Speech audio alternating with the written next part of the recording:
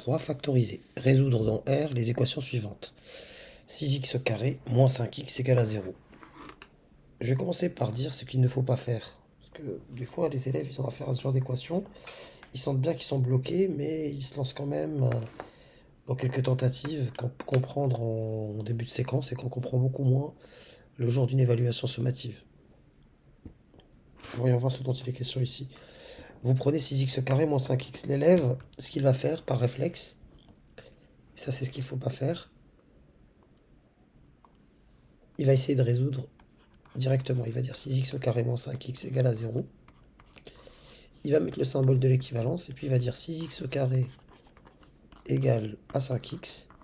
Puis là, il va être bloqué, il va mettre le x de l'autre côté en disant voilà, j'ai du 6x qui est égal à 5 parce que j'ai divisé par x des deux côtés et du coup, ça me donne x égale à 5 sixièmes.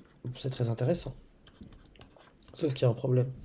C'est que pour passer de là à là, vous avez divisé par x. Ok, très bien. Mais est-ce qu'on peut diviser par 0? Sauf que 0 était solution dès le départ. Donc vous avez divisé potentiellement par un nombre qui pouvait être solution de l'équation. Donc ça pose problème. Et vous n'avez pas une équivalence.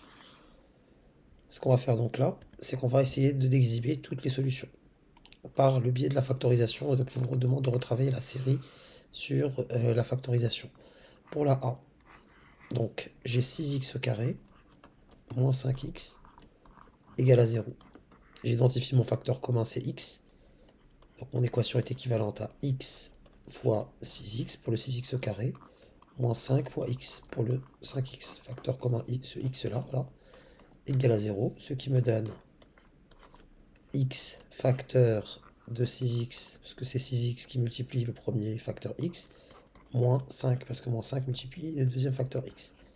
Et là, je cite la propriété, le produit de deux facteurs est nul, si et seulement si l'un ou moins de ces facteurs est nul, ce qui me donne x vaut 0 ou 6x moins 5 vaut 0, soit x qui vaut 0 ou 6x égale à 5, soit x égale à 0 ou x égale à 5 sixièmes. En notant S l'ensemble de solutions de l'équation, j'ai donc S égale à 0 et 5 sixièmes. Voilà pour la première.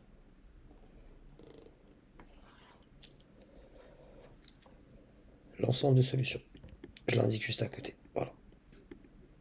Passons à la deuxième.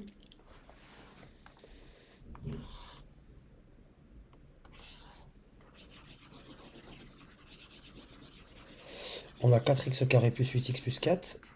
Et là, ce qu'il faudra retravailler, c'est la factorisation avec les identitaires marquables, parce que là, c'est un cas qu'on a déjà rencontré. On se retrouve face à 4x, donc là c'est la B, 4x au carré plus 8x plus 4 égale à 0. Et je vois que ce 4x au carré, c'est en fait un 2x qui est élevé au carré, et que ce 4, c'est un 2 qui est élevé au carré. Et le 8x, c'est en fait un 2 fois cet élément, c'est-à-dire 2x, fois cet élément qui était élevé au carré, donc fois 2. Et donc c'est mon identitaire marquable. 2x plus 2 au carré égale à 0, qui est équivalent, vous vous contentez de ce cas-là, à 2x plus 2 égale à 0, soit 2x égale à moins 2, ou encore x égale à moins 2 sur 2, c'est-à-dire moins 1. Ainsi pour la deuxième, S égale au singleton, c'est-à-dire l'ensemble qui contient un seul élément, qui est moins 1. Passons à la suite. Ici, c'est une nouvelle factorisation, mais avec des parenthèses. Pour retravailler, on avait corrigé la série dessus, les factorisations avec les parenthèses. J'identifie mon facteur commun qui est x plus 5, donc je factorise par x plus 5. Donc pour la C, mon équation est équivalente à x plus 5 facteur avec une grande parenthèse égale à 0. Le premier x plus 5 était multiplié par 3x plus 1. Là, je vois qu'il y a un plus, donc je mets plus. Le deuxième, x plus 5 était multiplié par 5 moins 3x. Donc 5 moins 3x. Je développe ce qui est entre crochets. Ça me donne x plus 5 facteur de 3x plus 1. Donc là, le plus devant la parenthèse va rien changer. Plus 5 moins 3x égale à 0. Soit x plus 5 fois combien? Donc 3x moins 3x vont s'éliminer. 5 plus 6 fois 6 égale à 0. Et là, forcément, 6 ne peut pas être égal à 0. Donc le produit de deux facteurs est nul. Donc quelque chose fois autre chose égale à 0. Si et seulement si l'un des deux vaut 0, mais 6 ne peut pas être égal à 0. Donc c'est équivalent en fait d'avoir x plus 5 égale à 0. Soit x égale à moins 5. Ça sera mon ensemble solution pour la C.